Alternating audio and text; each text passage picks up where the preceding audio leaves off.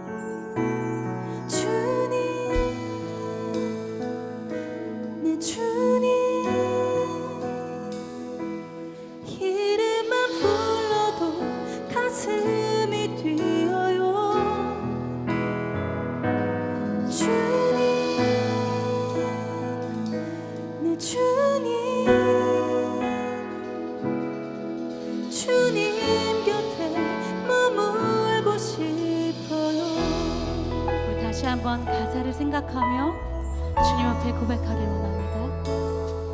주님 무엇라 말할까요?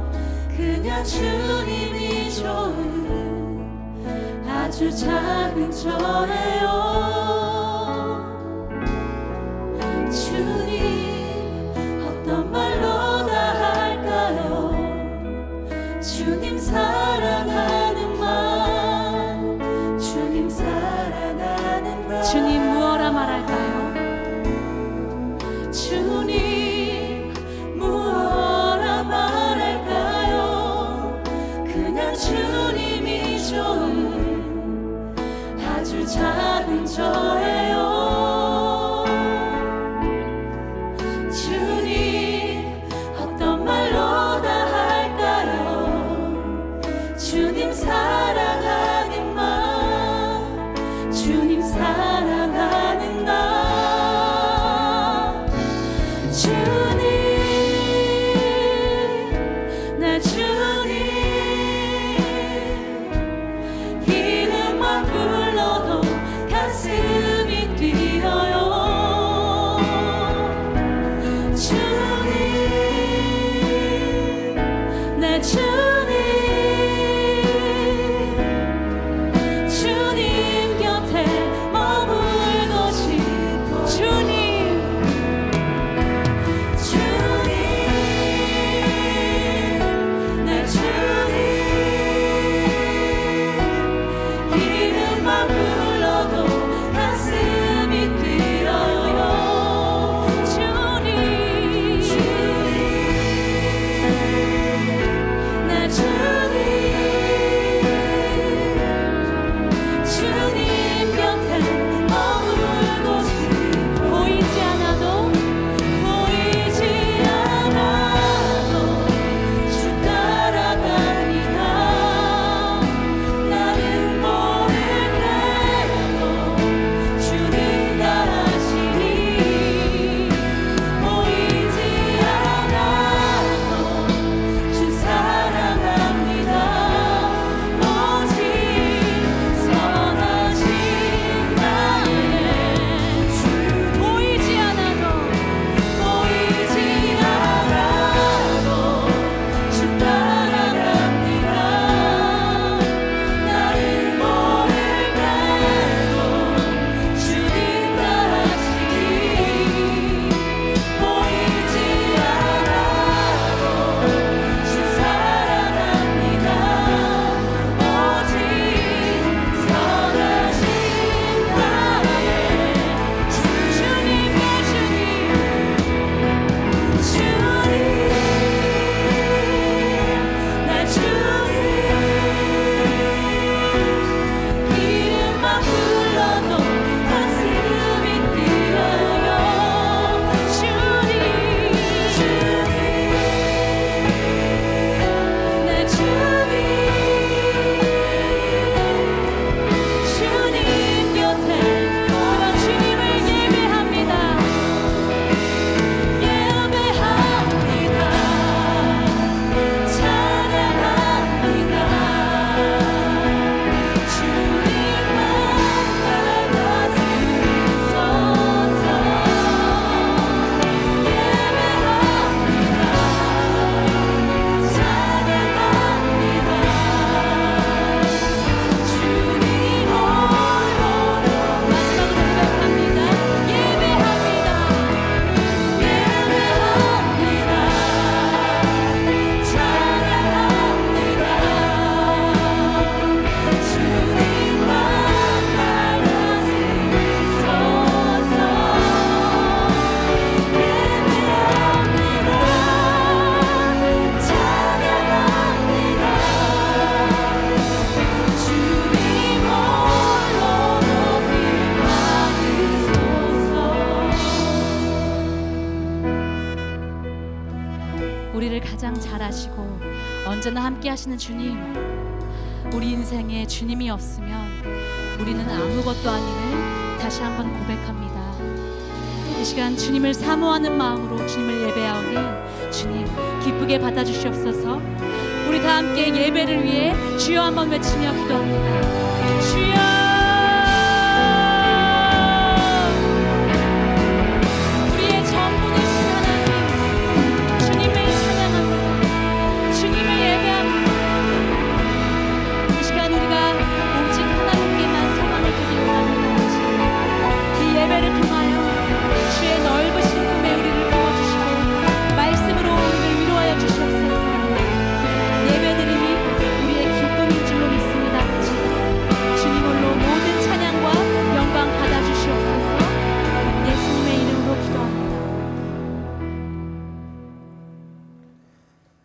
찬양과 경배를 받으시기에 합당하신 하나님 아버지, 유난히도 찌는 듯한 무더위가 지나가고 풍성한 결실의 계절을 통해서 지금도 우리와 함께 하시고 간섭하시는 하나님이심을 깨닫게 하시니 감사합니다.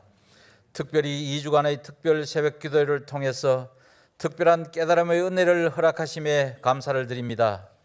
하나님이 택한 사람은 어렵고 힘든 과정에서도 좌로나 우로나 치우치지 아니하고 하나님의 선하시고 온전하신 뜻을 분별하여 오직 하나님을 바라보며 찬양과 예배를 통해서 영적 승리를 이루었던 믿음의 선진들의 삶을 본받아 나아가기를 원합니다. 우리 교회 성도님들은 하나님의 부르심을 받은 택한 사람들이 되기를 원하옵고 우리 교회는 하나님이 택한 공동체가 되어지기를 소망합니다. 더욱더 바라옵기는 우리들의 자녀들이 믿음의 반석 위에 온전히 세워지기를 소망합니다. 이 지구촌은 인공지능, 로봇 등 빠르게 변화되어 가고 이 사회는 우리들 자녀들에게 더욱더 많은 능력을 요구하는 등 많은 스트레스를 겪으며 살아가고 있습니다. 사무엘과 같이 일찍이 마음과 뜻을 정하여 세상의 어떤 상황과 유혹에도 흔들리지 아니하고 하나님을 의지하며 나아갈 때마다 승리하는 삶을 살아가게 하옵소서. 이 자녀들을 위해서 눈물로 기도하고 양육하는 교육자들과 교사들의 노고가 헛되지 아니하도록 하나님께서 그들을 기억하시고 은혜 내려 주시기를 원합니다. 하나님 아버지, 상반기를 지나오면서 또 깨닫게 됩니다. 내가 스스로 걸어온 길인 줄 알았는데 하나님께서 나를 이끄셨던 길임을 깨달아 알게 하시니 더욱 감사합니다. 하반기에 시작되는 바이블 아카데미를 통해서 하나님 말씀을 더욱 깊이 상고하며 하나님을 향한 우리들의 믿음이 더욱 공고히 다져지는 시간이 되게 하여 주옵소서. 여러 가지 질병으로 고통 중에 있는 환우들을 기억하셔서 하나님의 뜨거운 손으로 어루만져 주시되 능히 병마를 이길 수 있다는 믿음과 하나님을 향한 소망이 끊어지지 아니하도록 그들을 인도하여 주시옵소서. 내일부터 우리의 고유 명절인 한가위가 시작되어집니다. 오고 가는 길 안전하게 지켜주시고 가족의 소중함을 더욱 깨달아 알아가는 귀한 명절이 되게 하여 주옵소서. 말씀 전하실 담임 목사님 성령의 능력으로 채워주셔서 계획하시는 모든 사역이 기도하시는 대로 이루어지기를 소망합니다. 귀한 말씀을 통해서 한 주간의 삶이 풍성하게 하시고 승리하는 삶 되게 하여 주옵소서. 찬양으로, 차량 봉사로, 안내팀으로, 식당 봉사로, 그리고 보이지 않는 곳에서 예배를 도우시는 우리 지체들의 노고를 하나님께서 기억하여 주시기를 원하옵고 사랑 많으신 주 예수님 이름으로 기도드리옵나이다. 아멘.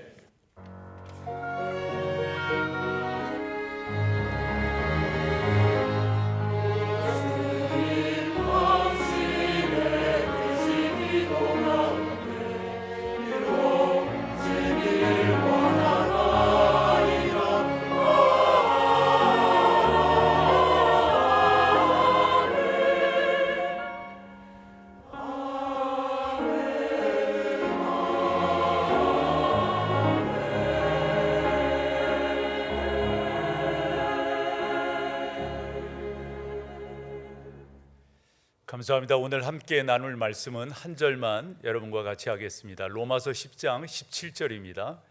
우리 한 목소리로 같이 읽습니다. 그러므로 믿음은 들음에서 나며 들음은 그리스도의 말씀으로, 한 번 더 하실까요? 그러므로 믿음은 들음에서 나며 들음은 그리스도의 말씀으로 말미암느니라. 아멘.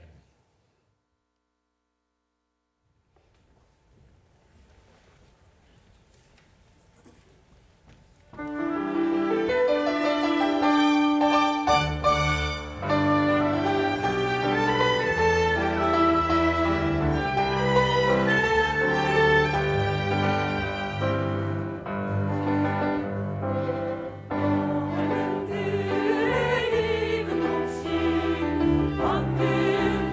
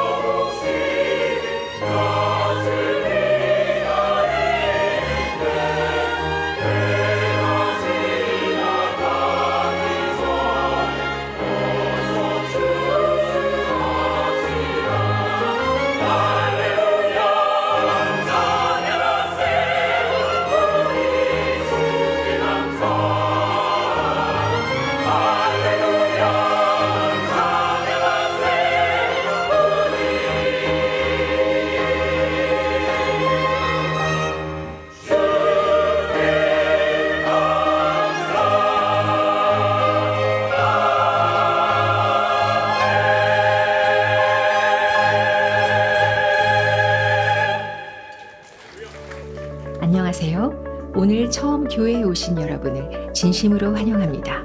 예배로 승리하는 목동제일교회 9월 15일 소식입니다.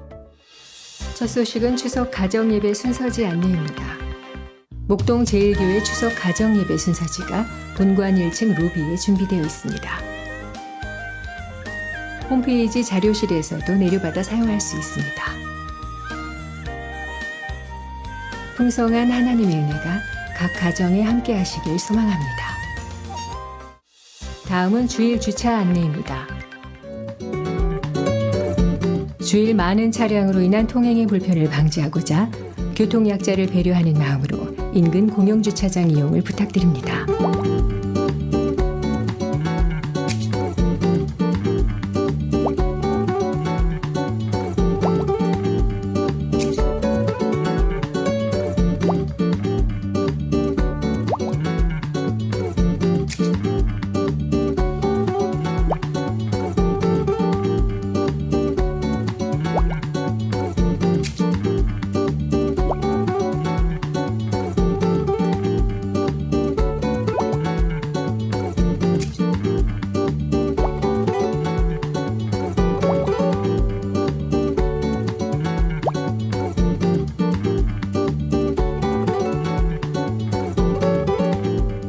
주차 문화를 개선하여 지역사회의 영성을 선도하는 목동제일교회가 되길 소망합니다.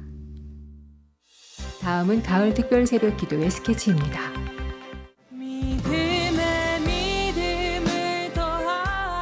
9월 2일부터 14일 2주간 내가 택한 사람을 보라라는 주제로 가을 특별 새벽 기도회를 은혜 가운데 마쳤습니다.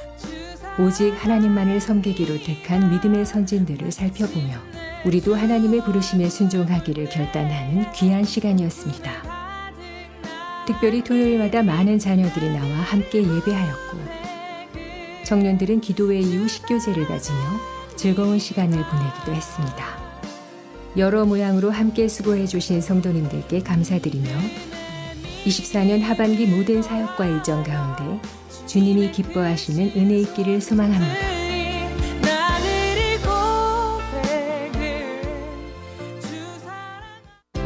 MDC 주요 단편 소식입니다.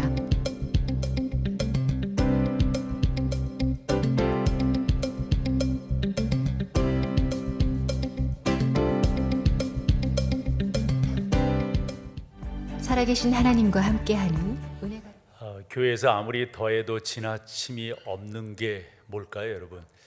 기도 아닐까요? 기도는 아무리 강조해도 지나침이 없다라고 생각합니다.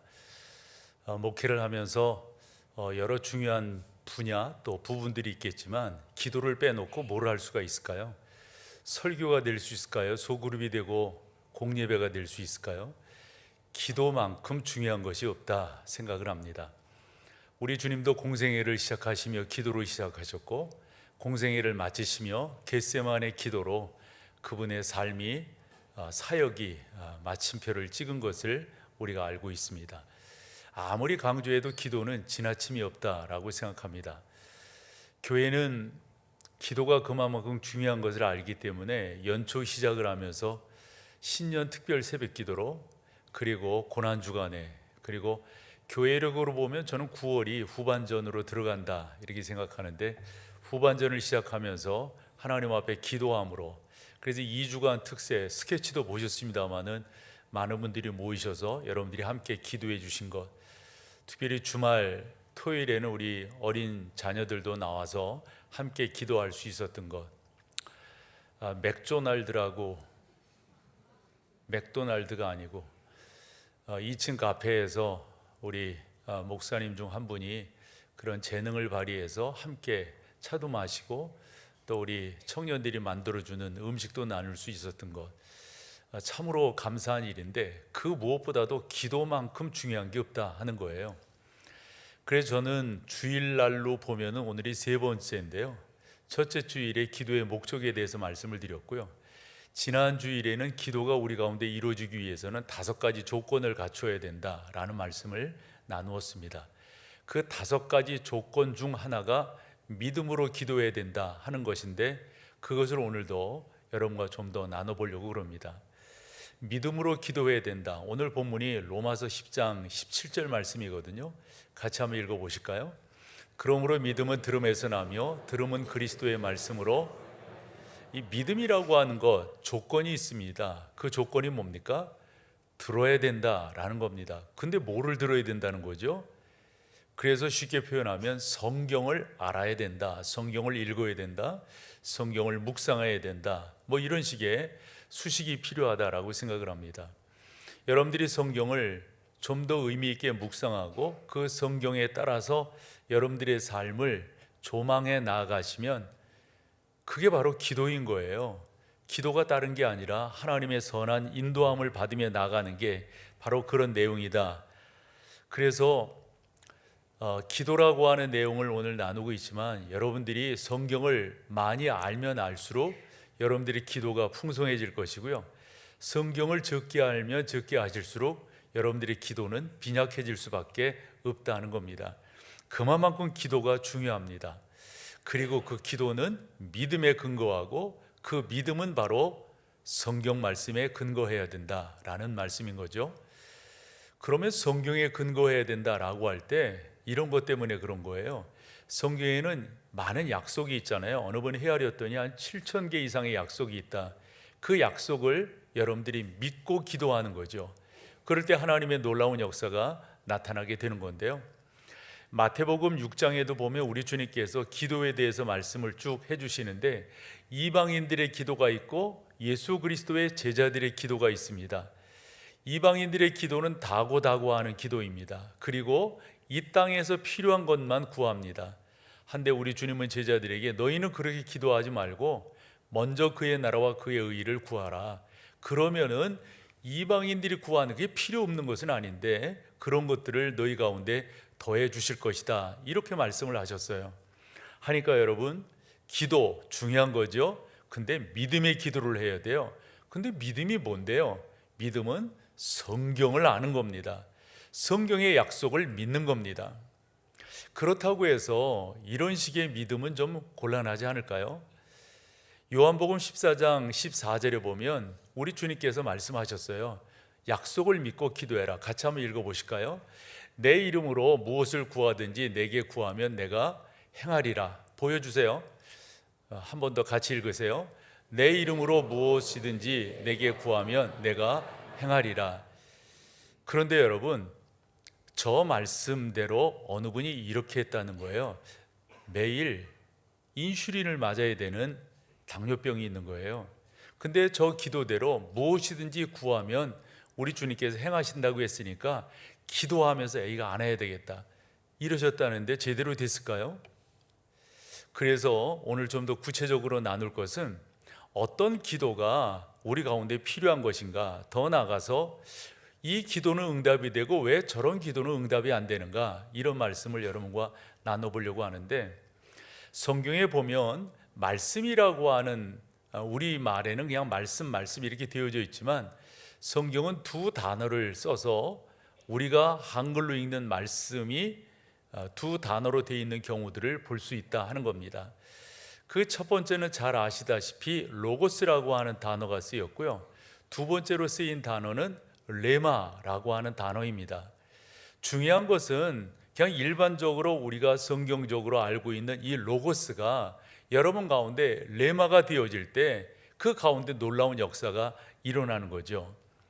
지난 주간에 말씀을 나눌 때 요한복음 15장 7절 말씀을 여러분과 나누었어요. 같이 한번 읽어보시면, 너희가 내 안에 거하고 내 말이 너희 안에 거하면 무엇이든지 원하는 대로 구하라. 그리하면, 근데 여러분 하이라이트 했잖아요. 내 말이 너희 안에 거하면 일 때 저 내 말은 바로 레마라고 하는 단어가 쓰여져 있습니다.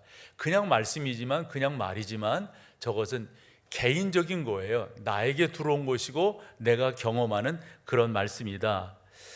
그래서 로고스가 그냥 일반적으로 되어진 말씀이라고 한다면 레마는 개인에게 적용되고 개인에게 나타나고 있는 그런 말씀으로 여러분들이 이해를 하시면 된다 보여집니다.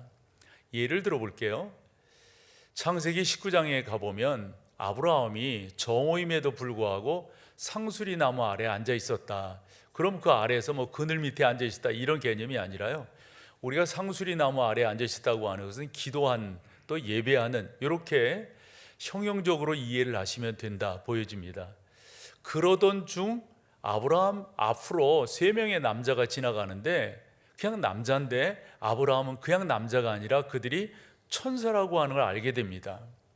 그리고 그 앞에 엎드려서 우리 집에 오셔서 함께 음식을 잡수고 가시면 어떨까요? 이렇게 초청을 합니다. 그런데 성경을 보면서 그 3명의 천사는 사실 소돔과 고모라 성을 멸망시키기 위해서 온 천사이거든요. 그래서 3명의 천사 중 2명이 소돔과 고모라 성으로 가가지고 거기엔 5개의 성이 있었는데 그 성을 유황불로 멸망시키는 그러한 장면을 우리가 보게 된다고요.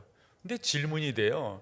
아니 그러면 소돔과 고모라 성으로 직접 가실 거지 왜 아브라함 근처를 지나가는 거예요? 이유가 어디 있어요, 여러분? 이유가 창세기 19장 그 뒷부분에 나옵니다. 하나님께서 소돔과 고모라 성에서 롯의 가족을 구원해 내시잖아요. 천사들을 동원해서 구원해 내실 때 성경이 너무 귀합니다. 누구를 기억하사? 아브라함을 기억하사 그 가족을 구원해 내셨다. 그러면 아브라함이 상수리 나무 아래에 앉아 있었던 것은 무엇을 위해서 앉아 있었던 걸까요? 기도함으로 앉아 있었던 거예요. 하나님, 내 조카가 사실 조카 롯은 그냥 단순한 조카가 아니라 아브라함에게는 아들과 같아요. 저기 가서 저렇게 살고 있는데 하나님 구원해 주세요. 긍휼히 여겨 주세요. 불쌍히 여겨 주세요. 저는 하나님께서 아브라함 마음속에 그렇게 레마로 역사하셨다라고 믿어요. 그래서 3명의 천사가 와서 2명을 이렇게 떠나고 한 천사가 남아있으면서 예언을 합니다. 내년 이맘때에 당신 집에 아들이 있을 겁니다. 자식이 있을 겁니다. 그랬을 때 사라가 뒤편에서 어찌했다고요? 웃었다 이거예요. 그럼 왜 웃었을까요? 내 나이 지금 90인데 그리고 내 남편은 99인데 자식이 있다? 이해가 안 된다는 거예요. 그런데 여러분, 시간이 지나서 아브라함과 사라에게 자녀가 있었습니까? 없었습니까? 우리 그걸 믿는다고요. 그리고 그렇게 있었습니다. 근데 중요한 것은 뭐냐면 그렇게 말씀하셨을 때 그 말씀이 사실 로고스가 아니라 레마라고 하는 사실이에요. 그것은 레마는 한 사람에게, 그 특정적인 사람에게 특별히 이루어지고 약속되는 그런 말씀이거든요. 말인즉슨 그렇게 말을 했다고 해서 이스라엘 예루살렘에 살고 있는 90살 된 그리고 99 된 그런 부부 사이에 아이가 있다, 이건 아니잖아요. 그래서 우리가 이런 말씀들을 보면서 더더욱 중요한 것은 우리 가운데 이 말씀이, 그래서 한 번 더 이 요한복음 15장 7절을 한 번 더 읽어보면은 다시 한번 우리 보여줘 보세요. 같이 읽습니다. 너희가 내 안에 거하고 내 말이 너희 안에 거하면 무엇이든지 원하는 대로 구하라. 그리하면 분명하다고요, 여러분. 분명해요. 그래서 내 말이 너희 안에 거하면 이라고 했을 때 그 내 말은 다른 것이 아니라 레마라고 말씀을 드렸습니다. 저는 여러분 가운데 이런 체험들이 있으시기를 소망해요. 이런 체험이 여러분 가운데 더런더런 때론 있으셔서 지금 여러분들의 이 자리 가운데 맞아요, 나에게도 그런 게 있었어요 라고 이야기할 수 있는 그 신앙이 진짜인 거예요. 나에겐 그런 게 없는데, 나 어려서부터 신앙생활 한다고 교회 다니다고 예배한다고 했는데, 여러분 죄송하지만 한 번 더 점검하셔야 돼요. 여러분들이 하나님 안에서 어떠한 사람인가, 이제 제가 조금 더 말씀을 드려볼게요.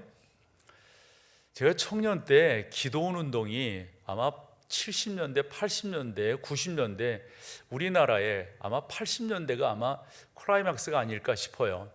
그래서 그때만 하더라도 꽤 되는 분들이 여름 휴가를 기도원에 갔다 오는 거, 그래서 기도원에 갔다 온 증거가 목이 쉬어 있거나 이런 것으로 알 수 있었어요.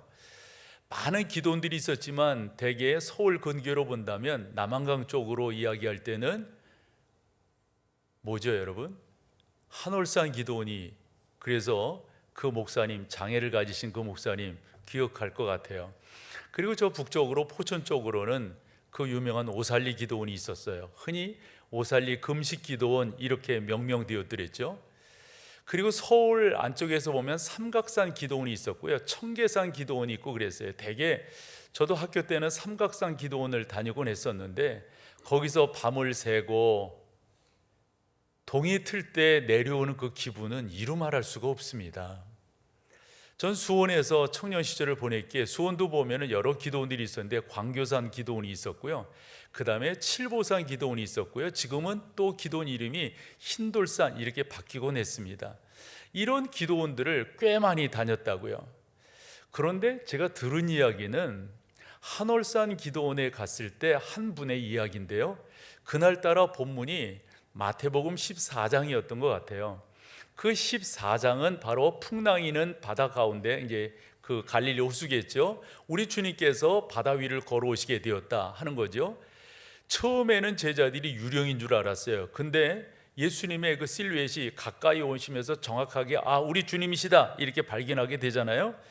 그때 베드로가 마태복음 14장 28절에서 뭐라고 말하냐면, 주여 만일 주님이시거든 나를 명하사 물 위로 오라 하소서, 걸어오게 해주세요, 이렇게 주님께 부탁을 드려요. 그때 우리 주님께서 그 다음 절에 보면 뭐라고? 오라 이리 말씀하세요. 그래서 베드로가 그 물 위를 걸었던 거거든요. 아마 그날 그 본문이 설교가 됐던 것 같아요. 그러면서 성도들이 하나님의 은혜가, 그리고 주 앞에 구하고 주 앞에 나아가면 이런 경험을 할 수 있다, 이런 설교가 주어졌고 은혜가 되었던 것 같습니다. 듣자 하니 한 분이 내려오다가 그 한월산 이렇게 내려오게 되잖아요. 그럼 뭐를 만나게 됩니까? 그 길에서 차를 타게 되는데 바로 남한강을 만나게 돼요. 베드로가 걸었어? 나도 한번 걸어볼까? 그러고 들어갔다는 거예요. 그분 소식은 나 어떻게 된지 몰라요.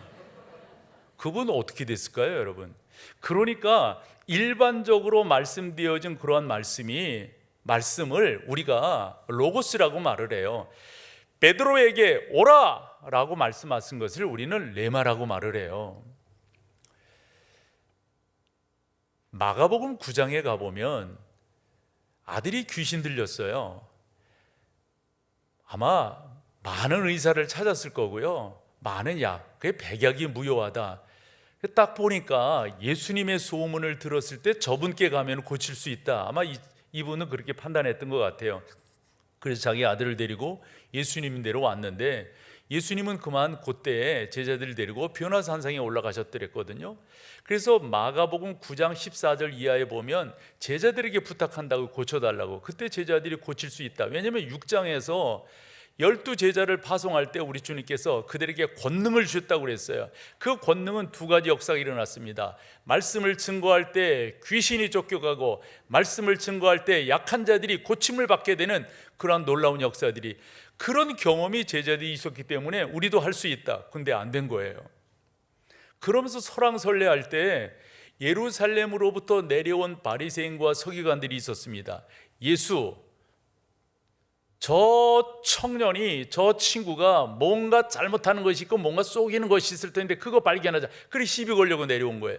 마침 제자들이 못하니까 이리 말하는 거죠. 너희들 가짜지, 이제까지 공갈친 거지. 그때 예수님이 오세요. 왜 이러냐 했더니 못 고쳐서 그래요. 그때 우리 주님이 뭐라고 말씀하세요? 데려오너라 할 때 그 아버지가 뭐라 그럴까요? 약간 비아냥 섞인 말을 한다고요. 당신이라고 별 수 있어요? 당신이라고? 그때 우리 주님 뭐라고 말씀하세요? 할 수 있거든이 무슨 말이냐? 믿는 자에게는 예전 성경에 능히, 요즘 성경에는 능히 하실 일이, 능히 할 일이 당신께 있다, 이렇게 말씀을 하신다고요. 능치 못할 일이 없다, 능치 못할 일이. 그러면서 고쳤다고요. 여러분, 예수님은 그와 같은 것을 하셨는데 제자들은 왜 못한 거예요? 제자들이 그때 딴 생각을 했어요. 누가 높으냐, 누가 더 크냐. 흔한 말로 모의 마음이 없고 모의 마음이 있다고요? 그런 식인 거예요. 그런 식인 거예요. 그래서 물어요. 우리는 왜 못했어요? 그랬더니 우리 주님께서 뭐라 말씀하시죠? 기도 외에는 이와 같은 이유가 나갈 수가 없다. 그러면 제자들은 기도 안 하고 뭐 했단 말이에요? 죄송하지만 레마로 역사하지 않았어요. 하나님께서 그들에게 말씀을 주지 않았어요. 왜? 딴 생각하니까, 딴 데 마음이 있으니까. 저는 여러분들에게 성경을 좀 더 아시기를 소망하고요, 성경을 믿으시기를 사모해요. 그래서 여러분 가운데도 여러분 나름대로 나에게도 이런 레마의 역사가 있었어요. 하나님의 말씀이 개인적으로 저에게 이렇게 부딪힌 적이 있었어요.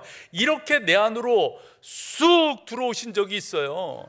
이런 여러분들만의 이야기가 있어야 된다고요. 요한복음 14장 26절로 한번 가볼까요? 같이 읽어보세요. 보혜사 곧 아버지께서 내 이름으로 보내실 성령, 그가 너희에게 모든 것을 가르치고 내가 너희에게 말한 모든 것을, 하이라이트한 거 보세요. 가르치고 생각나게 하리라. 난 저게 되게 중요해서 이 말씀 드리는 거예요. 여러분들이 신앙생활 하시다 보면 뭔가 자꾸 생각되는 게 있지 않아요? 적어도 예수 그리스도를 사모함으로 살아가는 여러분들에게 말해요. 자꾸 마음 가져지는 게 있지 않아요? 그거 예사롭게 생각하지 말라는 거예요. 그래야만 레마를 경험할 수가 있습니다.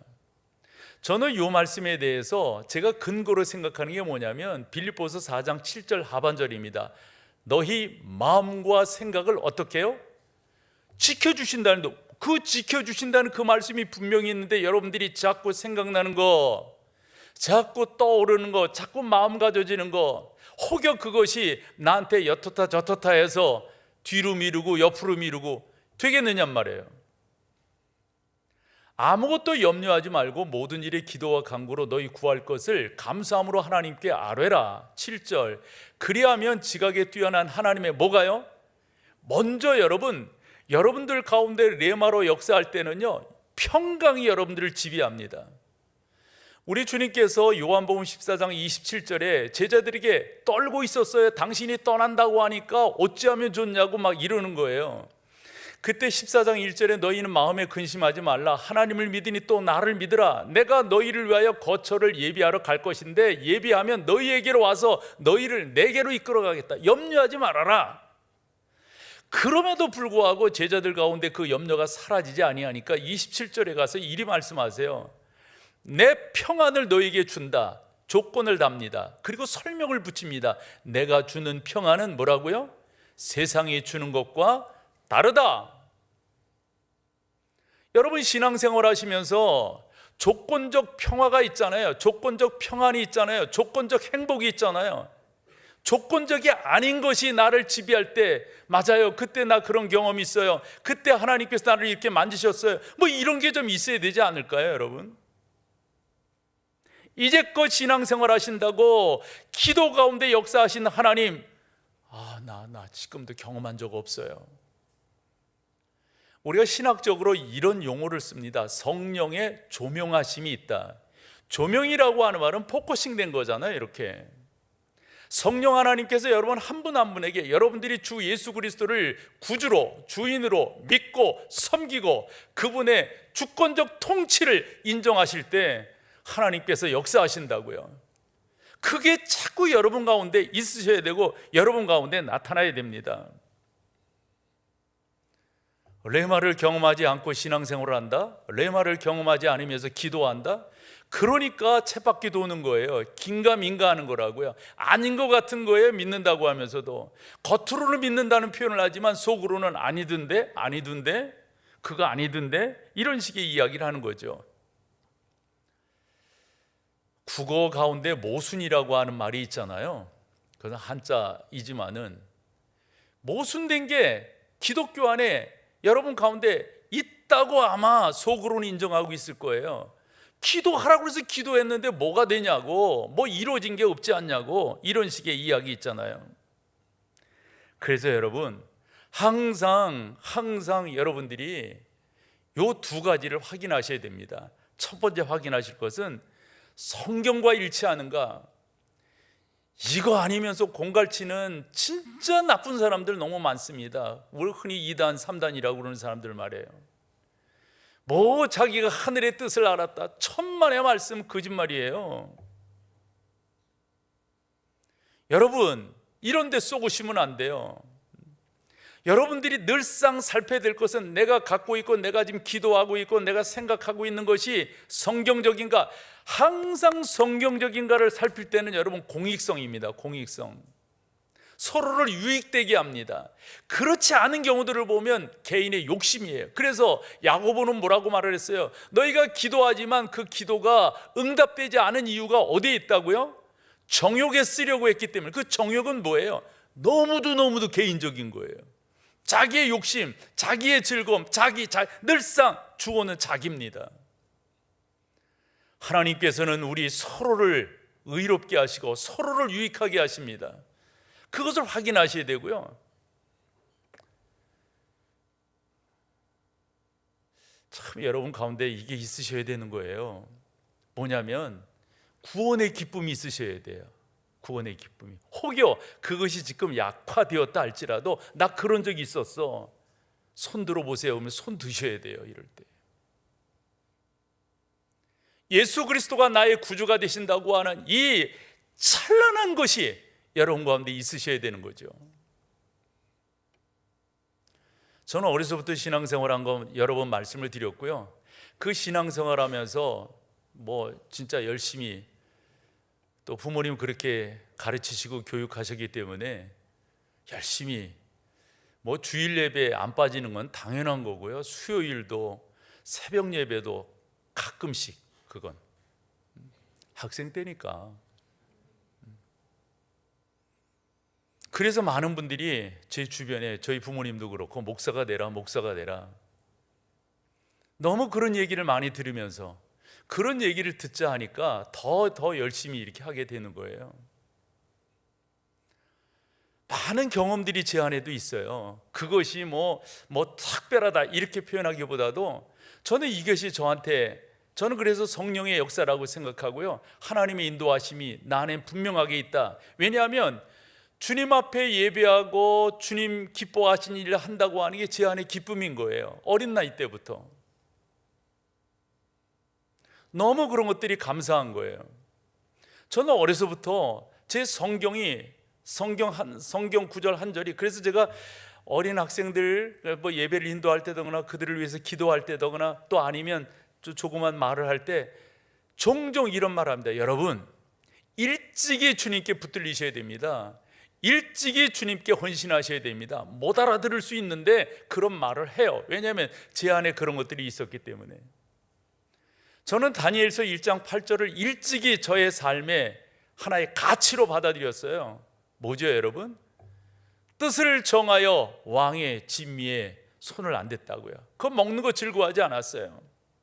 어린 나이 때부터 그런 생각이 들었어요. 이런 표현도 하잖아요.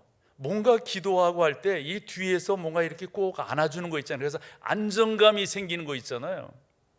그런 것도 참 많이 경험하게 됩니다.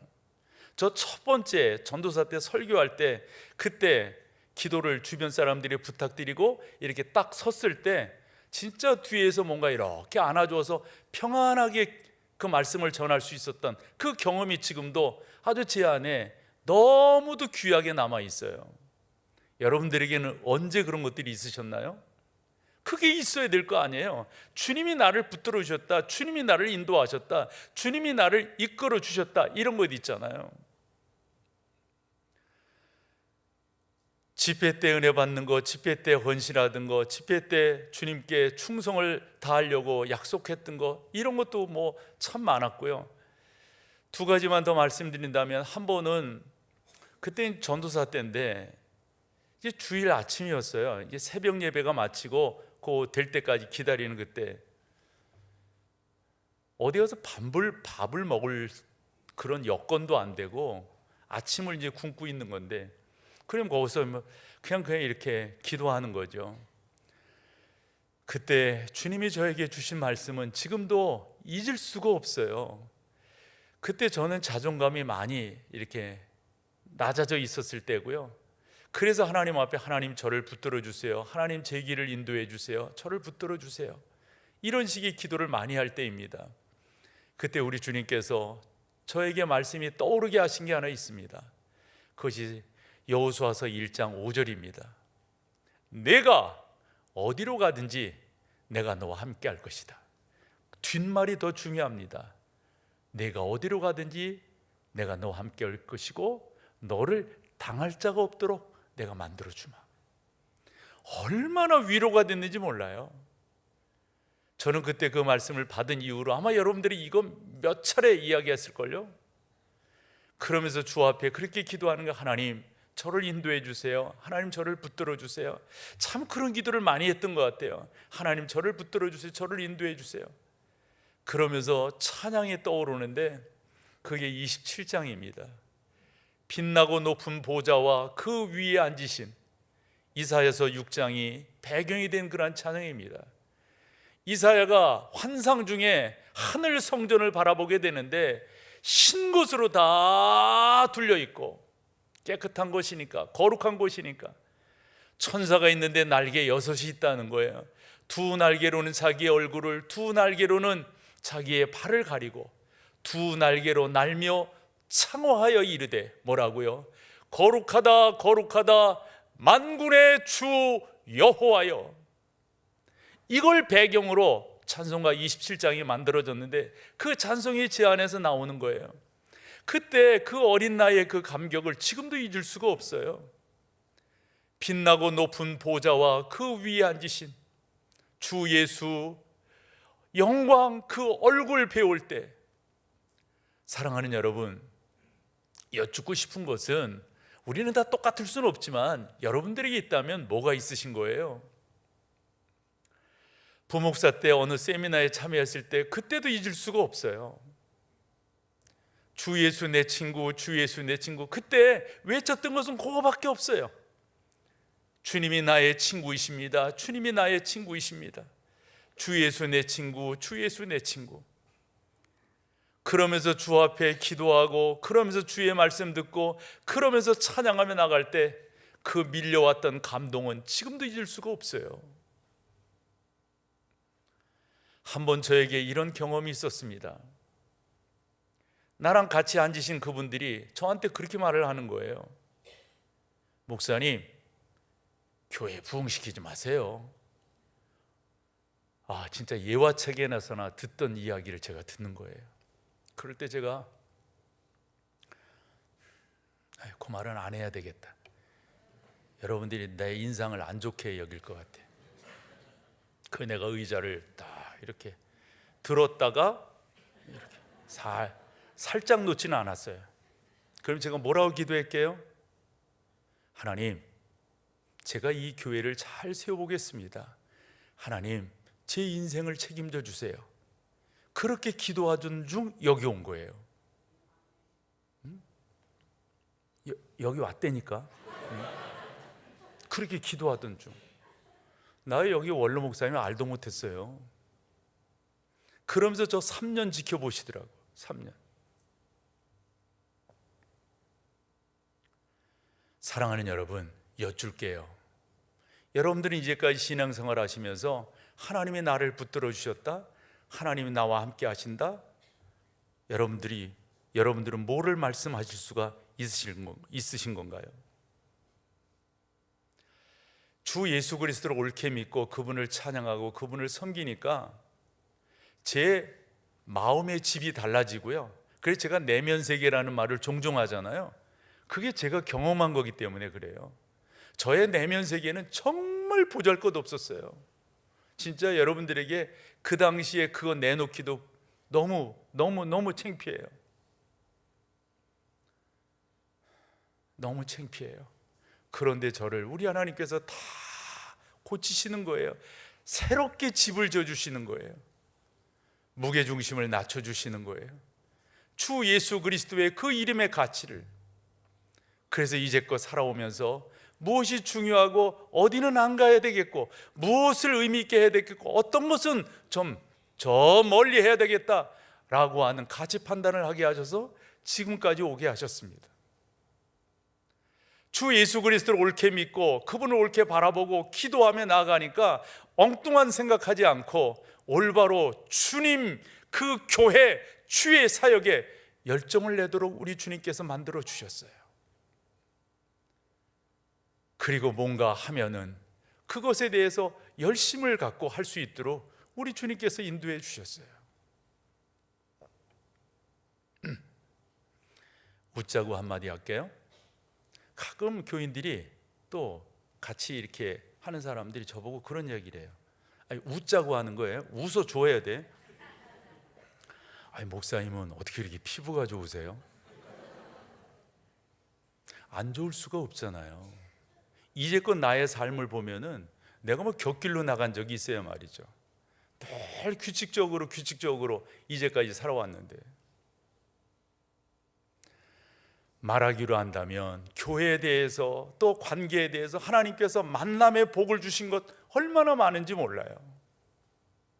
그분을 만나니까 믿음이 생기게 되고, 믿음이 생기게 되니까 기도의 제목들이 생기게 되더라고요. 이제까지 하나님께서 기도하게 하셨고 그 기도를 이루신 것, 저에게는 특별히 개인적 비전이 3개가 있는데 3개 중 2개를 이루셨고 하나를 지금 제 안에 품게 하고 계세요. 우리 하나님은 바로 그런 분이십니다. 저는 여러분들이 그와 같은 은혜가 충만하기를 소망할 때 몇 가지 부탁을 드릴게요. 하나님 여러분, 완전히 회개하셔야 돼요. 완전히 아주 그냥 바짝 엎드셔야 돼요.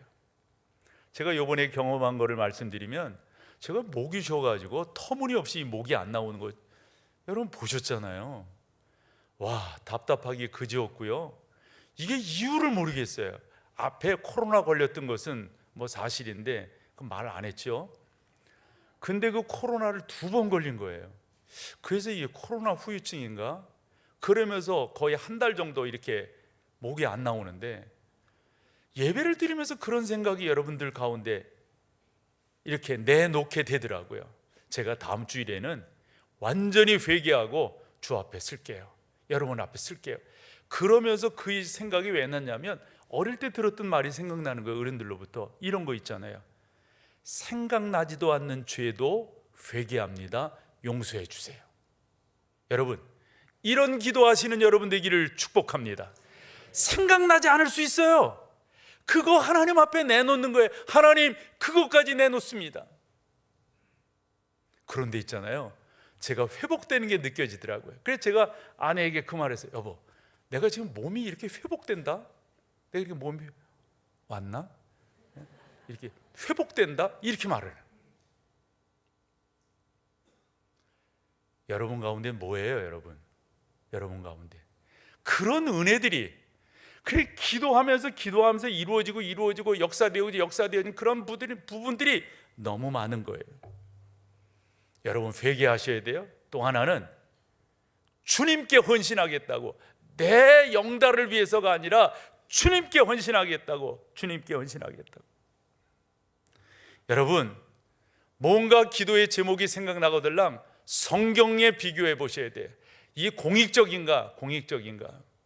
저는 늘상 그거 믿어요. 먼저 그렇게 하면 이 모든 것을 우리 하나님께서 더해 주신다라고 하는 것을 믿습니다. 항상 여러분 민감하셔야 돼요. 그걸 성령의 음성의 귀를 기울이는 거, 민감한 거. 아주 민감. 우리가 흔히 이 체크업 한다고 그러잖아요. 이건 성령 하나님께서 이렇게 또 이렇게 신방 오셨네, 이렇게 만지시네, 이렇게 명령하시네, 이렇게 부탁하시네, 이런 표현들이 여러분 가운데 종종 있어야 되는 거죠. 소망합니다. 여러분들은 하나님의 사람인 것을 믿습니다. 기도의 용사인 것을 믿습니다. 전능하신 하나님 앞에 아뢰며 나갈 때 우리 하나님 놀랍게 역사해 주실 줄로 믿습니다. 자리에다 같이 일어나셔서 마지막 찬양으로 주 앞에 나갑니다.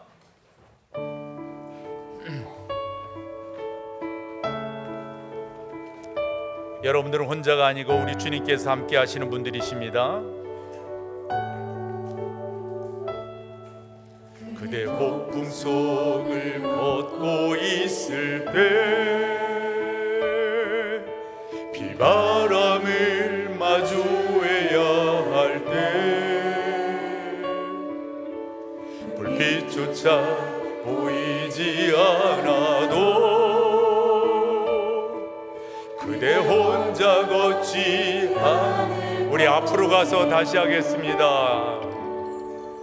그대 폭풍 속을 걷고 있을 때 비바람을 마주해야 할 때 불빛조차 보이지 않아도 그대 혼자 걷지 않을 거예요. 두려움 앞에서 하늘을 보아요. 외로운 그대여 걱정 마요. 꿈꾸는 그 길을 또 걷고 걸어요. 그대 혼자 걷지 않은 두려움 앞에서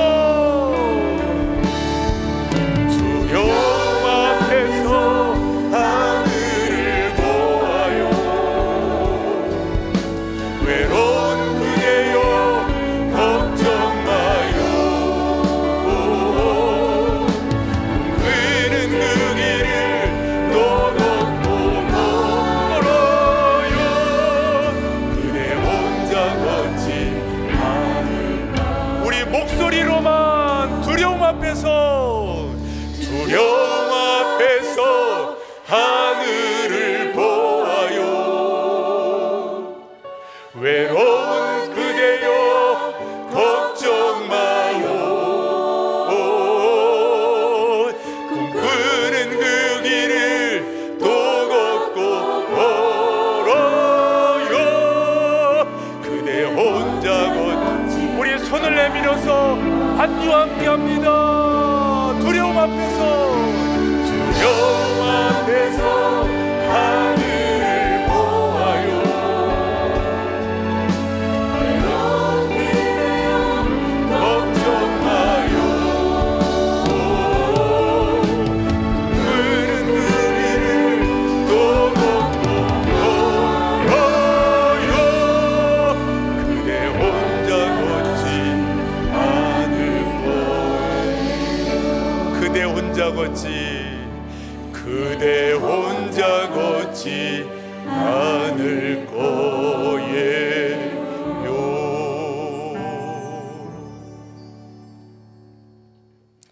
우리 주 예수 그리스도의 놀라우신 은혜와 아버지 하나님의 그 크신 사랑하심과 성령 하나님의 인도하심이 귀한 여러분 가운데 이제로부터 영원토록 함께 계실지어다.